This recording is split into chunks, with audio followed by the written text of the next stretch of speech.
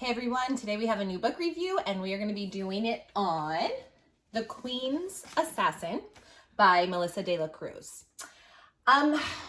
Guys, I have some mixed feelings about this book. You know, it was tough.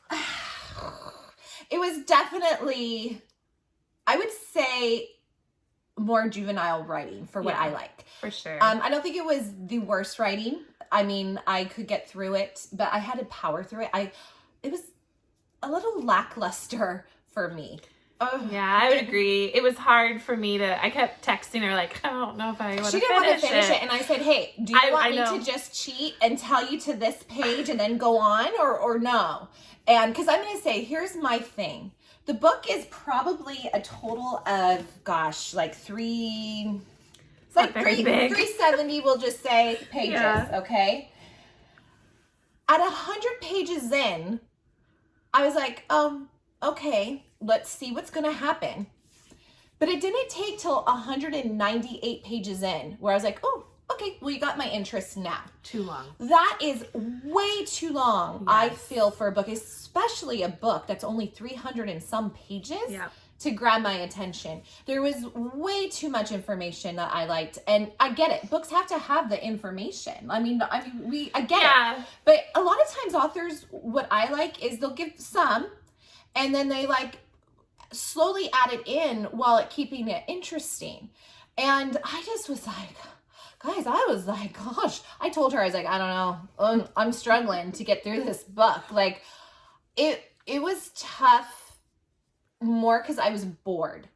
It was way too much information, way too much, just like, it was just spewing out the stuff that I didn't care. I found myself a lot of the time skimming instead of actually reading. And I know that's when I'm not really interested, is when I start the skimming part, or I'm like, okay, wait, I need to go back and I need to reread it. And I hate rereading a chapter. I despise it. I hate it. So I try not to do that, but I found myself skimming a lot of it. I told her remember when I first, because I started it first. She was still finishing up another book, I think. And I started it first. And I told her, I said, last night I had to reread the first 5 paragraphs 5 times. I kept I just couldn't get into it. And I'm a real big fan. Listen, we've read many books that end up being fantastic that they give information to. But I really love a book that just goes boom. Just kind of starts in, it's just it grabs you from that first paragraph, sentence, or very soon after, a couple pages in. And it didn't. It was just, I'll tell you. So I was verging on giving this a 2.5 star on Goodreads. I was like, okay, I thought the premise could be there. I thought so too. I was like, it has a really good premise. We love the cover. Yeah. Again, what we've said, I fall for covers. So yeah, and I thought it was really cool and pretty. Now listen, it's not the worst book I've ever read. Don't take that, it that way. But it definitely was. It's geared more towards a younger audience. Yes. And I think it just kind of was like, okay, so what jumped my review on Goodreads up to a 3 is once he hit 198, it grabbed my attention enough. It wasn't a great book. I would still say I would never read it again. I would still say it was okay. But it got my attention enough that what I would say, and I don't know if you would agree with this, that it became cute. Yeah. That I'm like, okay, that was a cute story. I found myself rooting for them. The story of them, it became a cute story. That's why I'm like, okay, it's just more geared towards, But, I think a young person would love it. I do. I feel a high school age student would come, and maybe that's because we have read so many books, and some adults, we love YA. We've read a lot of YA. It's late, guys. Yeah, we're coming a little later today. We've read a lot that I've never had issues like this. I mean, well, no, I have. I have definitely, we told you, 3 Dark Crowns. Love 3 Dark Crowns. But I don't know. That one was a little tough for me too. But this one was different. That one I would still say was a little bit older sounding. This one, I felt like the writing was You know what was shocking to me, why I felt the writing wasn't, I thought it was juvenile, like I said, was I was like, she must be a new writer. That's it. Found out the reason. She's a new writer. The girl has like 20 books. Now, let me change this for you. If I was a young child, like a high school age, and I was new to YA, and I picked this up, I think I would have loved it. Yeah. Other than it had a lot of information, and that maybe would have kind of been like, oh, I don't know if I could get through this. This is too much. But honestly, I do think if I was a new YA reader, if I was new to fantasy, if I, wasn't a big reader yet where you've heard so many other, stories, I think I would have been okay with it. Yeah. And for the age, I mean, like, for example, there is, it tells you that like at some point that there will be sex in it, but it doesn't get graphic. It is very like, it's kind of like a he lays her down type of a thing. And that's all there is. So I think they dance. Basically is what she says. Yeah. You get it's like, oh, yeah. okay. And I mean, so I think it's very appropriate for a younger audience. Oh yeah. And sure. I think that they would love it. I think my niece would like it. I really do. Who's in high school. I think she would think this is an excellent book, but for me, sorry, Melissa De La Cruz. Yeah, and I'm just weird. I mean, and I did look back, and it does seem a lot of her books are younger audience based. Yes, but I did see like she jumps around in genres too. I was like, oh look, this looks like a romance. Were looking at like that. Yeah, I felt like in the book, you're focused on one. She's focused on one thing, and then it totally jumps to another thing. Like the characters think back, and then you have to get a whole 2 paragraphs of that think back, and it's like wait. And you're like, no. What is going on in this current story? If you're gonna have a think back, which we have had before in many books, make it interesting. Make it more where I want to stay along for the ride. I feel like it was okay, useless information again. I kind of get the point. I understand where you're going with this. And I felt it was just really hard until I got to, I'm telling you, I remember, this is how it was so horrible at first that I remembered 100 pages, I'm serious, 100 pages in was the first thing I was like, okay. To 198 was when the book finally took off to a point where I was interested. And like I said, too long for me. I think for a shorter book, that is way too long to get me to be like, this sounds good. Then it became cute. I said, oh, it ended cute. Wasn't great. Didn't love it. But I was like, that's a cute story. Yeah. I found myself rooting for them. Yeah. I found myself I hope this works. I did, but I definitely I mean, the story has good premise. So, I mean, hey, your guys' opinion, whoever read it, may be completely different from ours. And definitely. I mean, it was not always. A terrible written book. You could get through it. I just think we weren't, I don't know, we've read stories similar that were better, that. But you know what? That's a great point to say. How many stories are written just like this? And that happens a lot. And I get that because we have read many stories that, I mean, it's kind of the same in some ways, but they can change the story enough that it makes it very good for me and keeps my attention. It had at the beginning, I was telling her, it reminded me of, oh gosh, what's the Disney movie? Aurora. Sleeping Beauty. It does, definitely.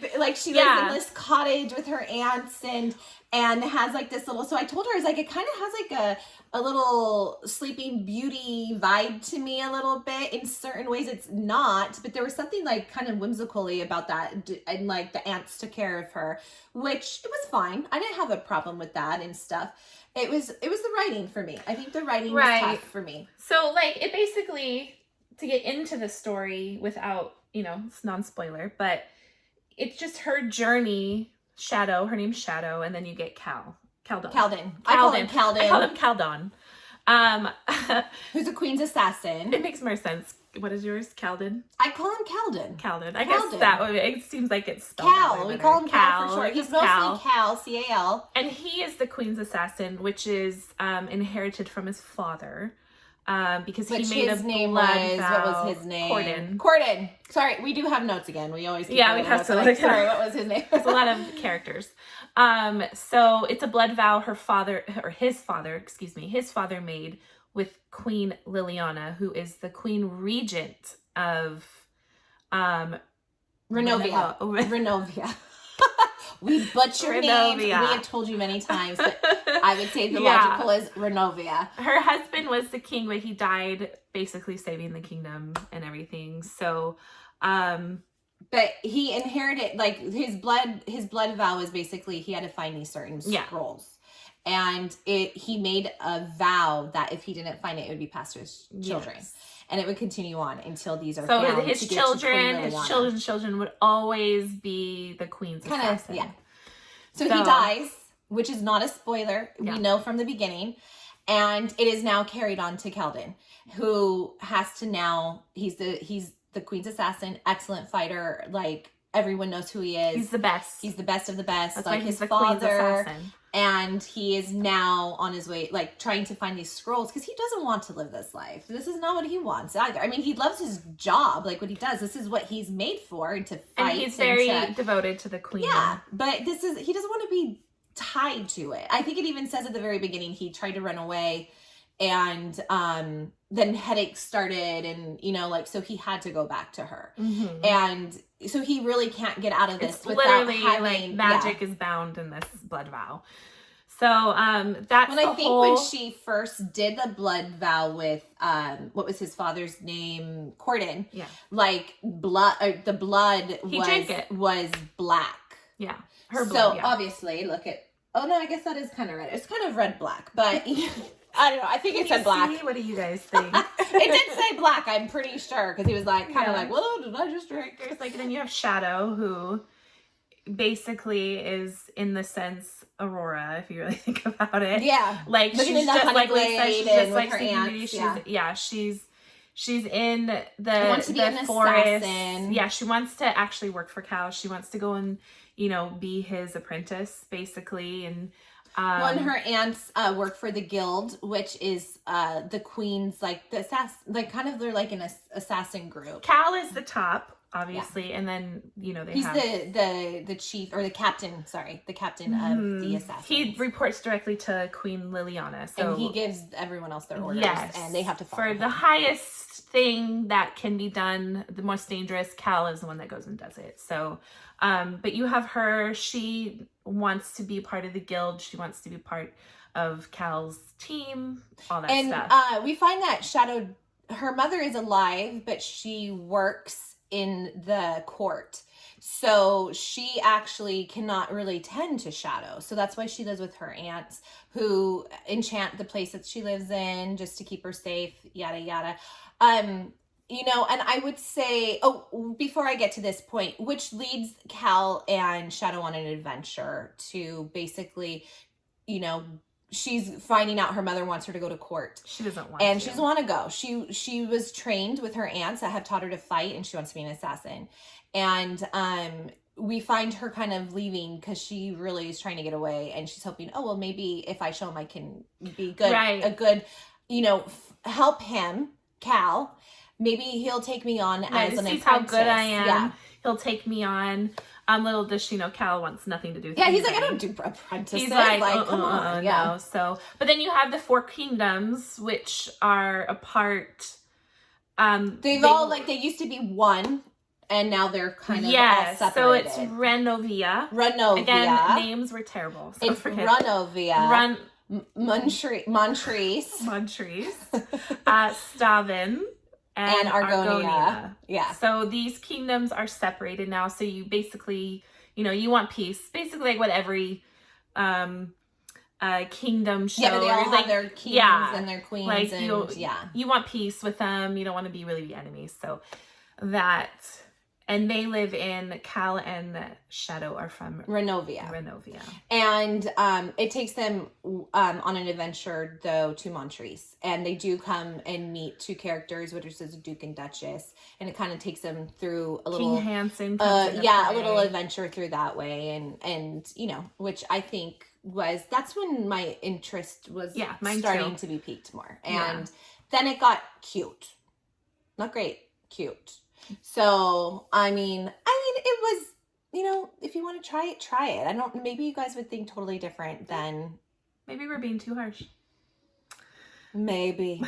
I see, the thing is with me, I always thought, I have a hard time not liking a book. I did not dislike it, but yeah, it was, when I first started it in one of our videos, I think it was the March book review or book to be read, I said, oh, it's not starting off as slow as what she said. And then I was like, she did say that. And I was like, good for you. That's great. Yeah. And then I was like, 2 days later, she goes, okay, yeah, right. I'm struggling here too. Yeah. So I was like, told ya.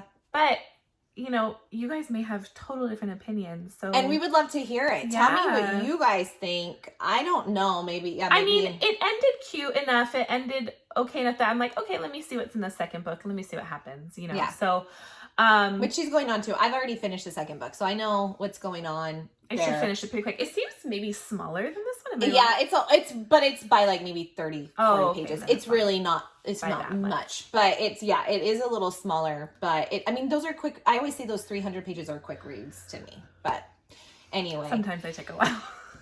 Yes, she does. But I'm currently reading because I don't like to get too far ahead, so my mind stays fresh with all this stuff. Because if I get into a heavy book, that's when like my mind becomes boggled with all these other things I'm learning from other books. So I'm reading a Huff and Puff, my easy, fast, brainless reads that I love. What Huff and Puff are you reading today? Oh God, it's called like The Spinster and the Rake, and I'm loving it. So maybe I should like show you guys. I don't have it in here right now, but maybe I'll do a little review of my favorite Huff and Puffs. Do you guys want to hear my Huff and Puffs? What are my favorites? I'll maybe do a little video of what I won't be able to remember all of them but I keep my favorite ones and I can show you which. She said this one's pretty good, so I don't read the Huff and Puffs because I told her I think she should try.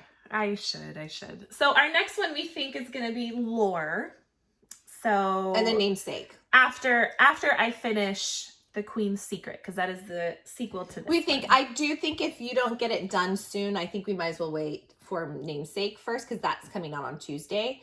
So if you don't get the Queen's Secret done, it goes on her because I could read them like no, this. I'll get it done. So if she can't, then I would say we would hold off on Laura. Yeah, and I'll read another Huff and Puff probably, so I can stay kind of close to her so I can read it. I don't know. Sorry guys, I am reading faster though, so you guys should. This is a great thing because she has gone on her game and she's like reading almost once a week. On my lunch every day, I'm reading. So and my husband's already used to feeling neglected to my reading, so for me I just keep him coming.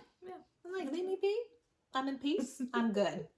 So anyways, guys, I hope you've enjoyed our non-spoiler review. Let us know what you think. I would really like to know what you guys thought if you have read it. I don't know, maybe we are being too harsh. I don't know. We'll see about the second one. Know. Yes, we will be doing that. Hopefully that will be our next video. Will be the And she did say that she liked that one better than this one. I did. I will give that away. That it started off much better, much quicker. And I was like, okay, I got through that one pretty quick. It wasn't like, drag on. So it was easier. So anyways, guys, if you want to hear more, go ahead and hit subscribe and hit the like button as well. Thanks.